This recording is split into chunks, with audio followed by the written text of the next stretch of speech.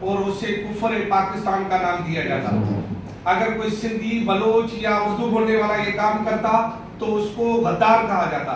لیکن کل جب سری لنکا اور پاکستان کے درمیان کرکٹ میچ ہوا ہے, افغانیوں نے کراچی میں جشن منایا ہے پاکستان کی شکست پر. افغانیوں نے پاکستانیوں کو یرغمال بنایا ہے. ویڈیو آئی ہے جس میں چھری کے زور پر ایک پاکستانی کو ننگا کیا گیا ہے اور اسے زبردستی کہا گیا ہے کہ آپ پاکستان مرد آباد کے نعرے لگاؤ, افغانستان زندہ باد کے نعرے لگاؤ.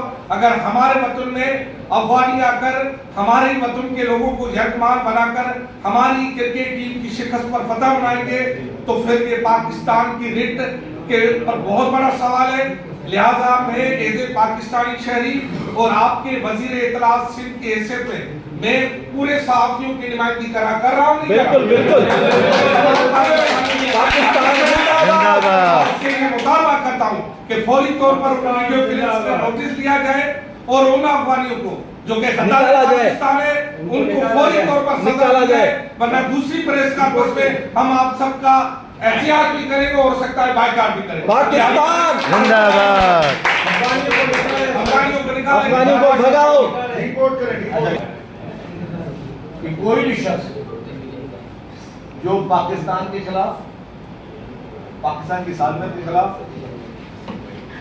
غلط کام کرے گا اور غلط کوئی طریقے سے کوئی بندہ کر رہا ہے تو میں ابھی فوری طور پر آپ لوگوں کے موجودگی میں آئی جی صاحب سے بات کرتا ہوں, آپ کی موجودگی میں صحیح, اور یہ کمپلینٹ لانچ کرواتا ہوں کیونکہ مجھے جرنلسٹ کمپلینٹ آئی ہے کہ خالی جنرلی کمپلینٹ نہیں کیا ہے, پاکستانی کمپلینٹ ہونی چاہیے.